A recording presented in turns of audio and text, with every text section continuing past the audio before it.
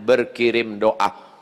Habis setiap solat, Allahumma fir laha warhamha wa'afiha wa'afu anha. Kalau kau sanggup baca sekhatam Quran, bacakan sekhatam. Tak sanggup sekhatam, baca Yasin. Tak sanggup Yasin, baca Fatihah. Fatihah tak juga sanggup, parah kali. Habis itu pula, kalau kau ada duit gaji sedekah, belikan beras 10 kilo, sarden, ikan, kumpul, masukkan ke kresek, serahkan ke anak yatim. Sebutkan, ni anak yatim tolong doakan almarhumah ibu saya. Di mana dulu tempat dia solat, kau buka sajadah solat kau di situ, menenangkan hati. Wasta'inu bis sabri wassalah. Mintalah tolong kepada Allah dengan sabar dan solat. Saya tahu, man lam yadhuq lam ya'rif man lam yadhuq. Orang yang tak meninggal ibunya tak dapat dia merasakan bagaimana sakitnya kehilangan. Oleh sebab itu maka yang masih ada ibunya, pulang dari sini, kau belikan makanan kesukaannya, datang ke rumahnya, cium tangannya, suapkan makanan, peluk dia, cium keningnya, senangkan hatinya. Hanya itu yang dapat membuat kau bahagia. Kalau kau ingin rezekimu seperti rezeki raja-raja, perlakukan ayah ibumu seperti raja. Insya Allah semua kesulitan hidupmu akan diberikan Allah kelapangan, insya Allah. Amin ya rabbal alamin. Sebelumnya mohon maaf Ustadz, pertanyaan ini keluar dari materi hari ini. Semoga Ustadz selalu sehat, amin. Diberkahi, amin. Dirahmati, amin. Mohon motivasi, insya Allah. Pemuda yang berhijrah terkadang merasa putus asa karena selalu teringat dosa di masa lalu. Kalau kau masih ingat dosa, alhamdulillah. Yang khawatir justru kau nggak ingat dosa. Setelah hijrah kau merasa sudah menjadi penghuni surga, yang lain masuk neraka. Setelah hijrah, bapaknya masuk neraka, emaknya masuk neraka. Yang masuk surga cuma dia, istrinya sama gurunya. Di kaplingnya surga itu. Memang dia panitia akhirat. Orang yang diterima taubatnya ketika dia mengenang dosa-dosanya di masa lalu, maka hatinya hancur lebur, air mata tak tertahan menetes. Itu orang yang taubat nasuha. Ini sekarang punya banyak juga yang hijrah ini. Ustadz, saya ini dulu nakal. Kartu kuning sudah datang. Banyak juga saya ketemu orang yang sudah hijrah taubat. Apa kata dia? Ustadz, saya ini semua minuman sudah saya minum, semua perempuan sudah saya rasa, dari Afrika sampai Eropa. Ente taubat apa bangga? Dosa kok bangga? Ini yang taubatnya diterima Allah SWT. Rasa takut kepada Allah. Apa tujuan puasa 30 hari? Ya ayyuhalladzina amanu kutiba alaikumusyamu kama kutiba alal ladzina min qablikum la'allakum takut. Wahai engkau saudaraku, engkau sudah punya rasa takut dalam hati. Dengan bekal takut inilah engkau akan masuk ke dalam surga Allah Subhanahu wa taala. Ada orang minta jasadnya dibakar, abunya di laut, dihanyutkan. Kenapa? Karena dia takut. Sebelum zaman Nabi Muhammad SAW, karena dia takut kepada Allah. Kata Allah SWT, karena dia takut kepada aku, masukkan dia ke dalam surga aku. Makanya di antara doa, Allahumma qasim lana min khasyatika ma tahulu bainana wa baina ma'asik. Tanamkan rasa takut ke dalam hati kami, sehingga dengan rasa takut itu kami tidak jadi melakukan perbuatan dosa. Pak Ustadz, tadi saya ke mall, terus tiba-tiba datang cewek ngasih nomor, dia ngajak saya jalan, terus tiba-tiba datang rasa takut saya Pak Ustadz. Akhirnya saya nggak jadi jalan. Takut sama siapa? Sama suaminya. Kita jawab pertanyaan. Seringkali teman yang berbeda agama mengucapkan selamat ketika Idul Fitri. Bagaimana sikap kita untuk membalas hal seperti ini agar tidak dicap sebagai kelompok yang sempit dan fanatik buta? Sampaikan ke dia, brother, kau saudaraku satu bangsa dan setanah air. Aku tidak bisa mengucapkan selamat Natal karena bagi kami Nabi Isa itu bukan Tuhan, dia adalah Nabi utusan Allah, dan bagi kami dia tidak lahir tanggal 25 Desember. Kuharap kau tidak tersinggung dengan ini. Kalaupun kau tersinggung, ya nggak apa-apa. Saya punya sahabat tidak Islam, tapi saya sampai hari ini masih teman baik, dan dia tidak tersinggung karena dia tahu keyakinan saya. Itulah makna persahabatan. Persahabatan itu seperti kepompong, berawal dari ulat menjadi kupu-kupu. Persahabatan itu kan saling memahami, saling mengerti. Bukan kita mengorbankan akidah kita, Bukan berarti dia ucapkan Idul Fitri 1 Syawal, mohon maaf zahir dan batin, lalu kita balas dengan ucapan yang sama. Tapi di hari baik, di hari yang lain, saya tetap datang bersilaturahim, saya tetap datang berkunjung ke rumahnya. Dia beri saya minuman kaleng, dia tahu dalam akidah saya makan bekas makanan yang tidak halal tidak boleh. Dia kasih saya kue kotak, dia kasih saya minuman kaleng. Kami saling menjaga sampai hari ini. Bukan berarti saya tidak punya kawan beda agama. Bagaimana hukumnya mengambil uang suami tanpa persetujuan suami untuk ditabungkan demi kepentingan rumah tangga? Ini namanya gerakan ibu-ibu kreatif. Ketika Nabi Muhammad SAW sedang duduk di atas bukit Sofa pada tahun 8 Hijrah, rekonsiliasi kota Makkah, Nabi pulang ke kota Makkah. Maka ketika Nabi sedang duduk, datang seorang perempuan. Nama perempuan itu Hindun. Dia tutup wajahnya karena dia malu kepada Nabi. Hindunlah dulu yang mengunyah jantung Hamzah karena dendam kesuma. Lalu Hindun berkata, suamiku inna Aba Sufyan rajulun syahih. Wahai Rasulullah, suamiku itu Abu Sufyan orangnya pelit, medit, kedekut, bakhil. Apa lagi? Bapak ibu hafal seterusnya. Apa kata Nabi SAW? Ambillah uang dia selama untuk mencukupi kebutuhan engkau dan anak-anakmu. Ini kabar gembira bagi ibu-ibu sekalian. Tapi ingat, mencukupi. Nah, standar di Bandung saya tidak tahu berapa keperluan, karena beda harga makanan di Bandung dengan di Riau. Kalau di Bandung ini standarnya 3 juta, tiba-tiba si bapak cuma ngasih 1 juta, ibu boleh ambil 2 juta lagi. Sambutan yang luar biasa. Mana dalilnya? Itu ayat bapak ibu bapak baca waktu akad.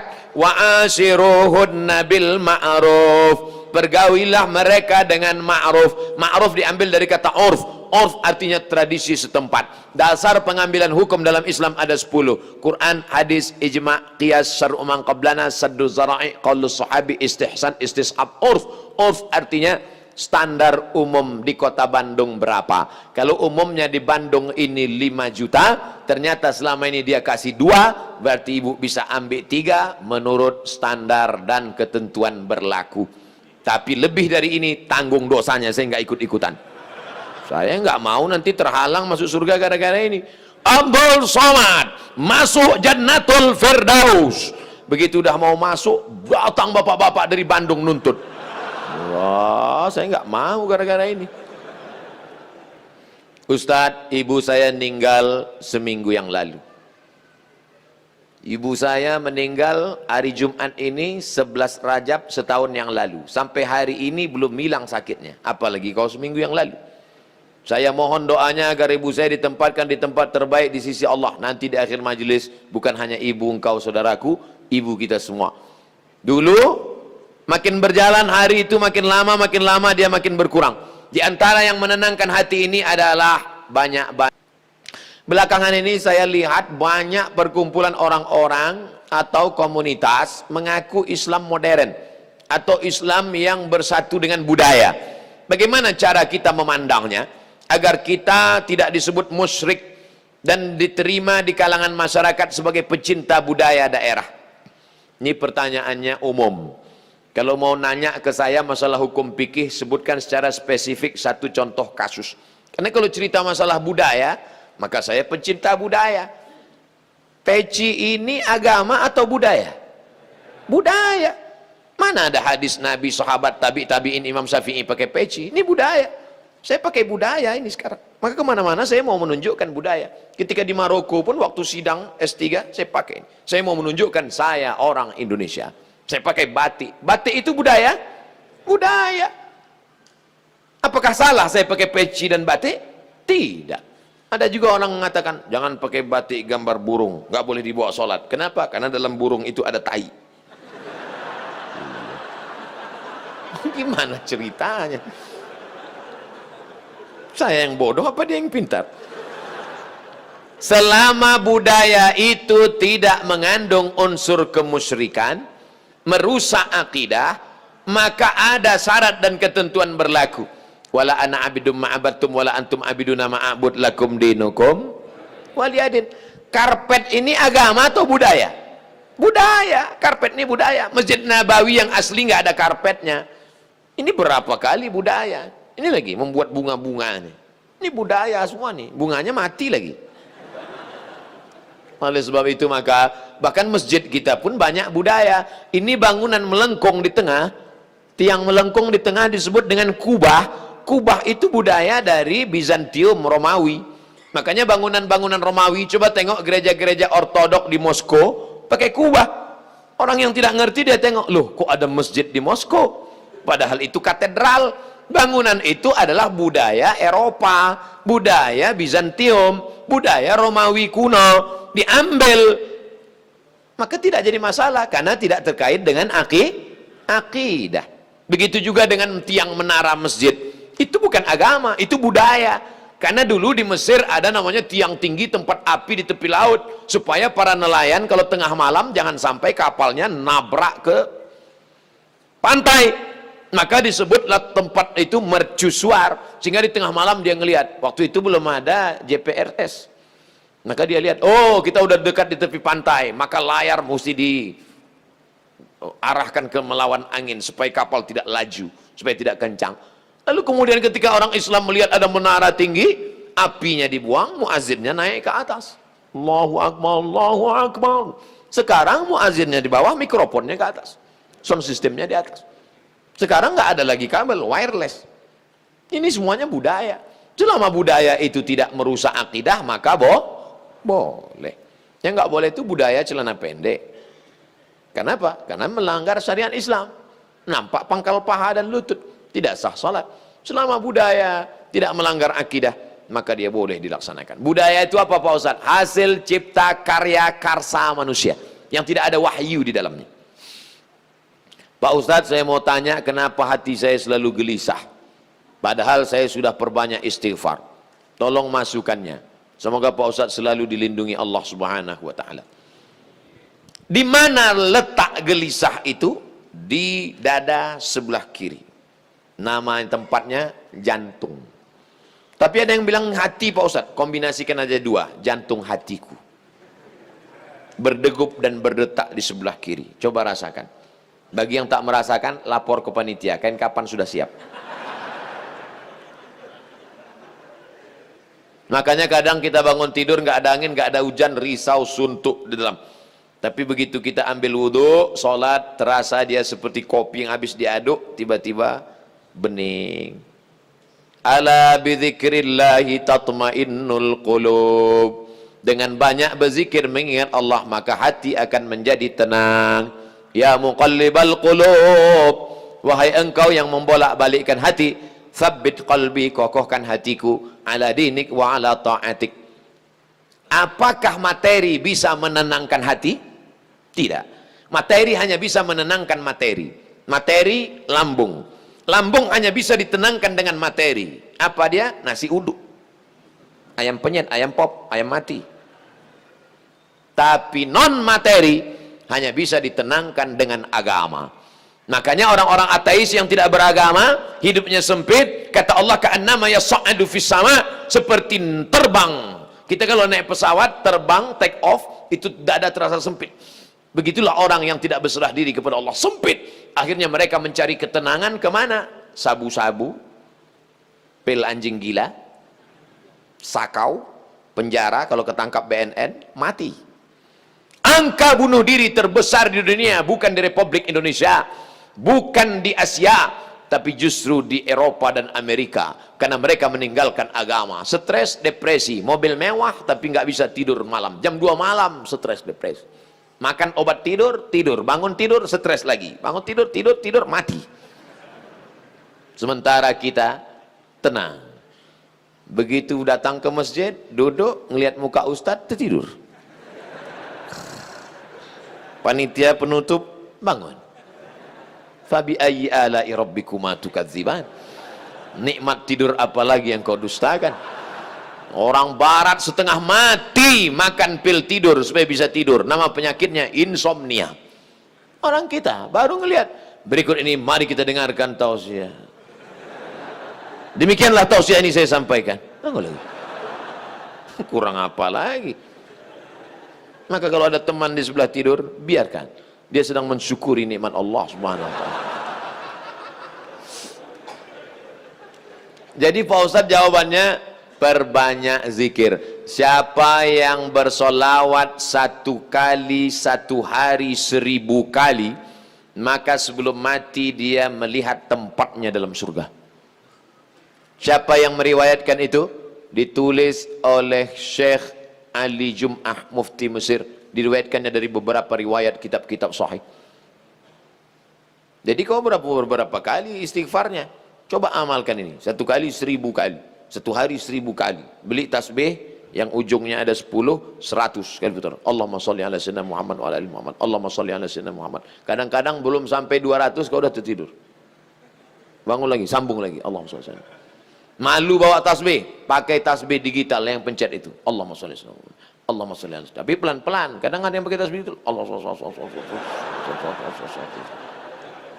Macam makan bakwan kepanasan. Untuk masyarakat Indonesia yang beragam, bagaimana model bertetangga yang diajarkan Islam dalam menghadapi perbedaan keyakinan dan latar belakang etnis? Saya nyewa rumah ngontrak di Mesir di lantai bawah. Di atas namanya Baba Yosef Hana. Baba Yosef Hana, agamanya Kristen Ortodok. Saya bertetangga 2 tahun, dari tahun 2000 sampai 2002. 2002 bulan November pulang. Suatu ketika kami datang mengadu ke Baba Yosef. Baba Yosef, kami tidak sanggup lagi bayar uang sewa rumah. Karena Baba Yosef mengatakan sewa rumah mesti saya naikkan. Karena saya kena kanker. Saratan. Saratan bahasa Arabnya, saya kena kanker nak. Maka sewa rumah mau kami naikkan. Kalau Baba Yosef menaikkan sewa rumah, apa boleh buat? Kami pindah dari rumah ini Baba Yosef. Kenapa? Karena kami juga lebih dahsyat kanker kantong kering. Tahun 98, 99, 2000 krisis moneter. Apa kata Baba Yosef?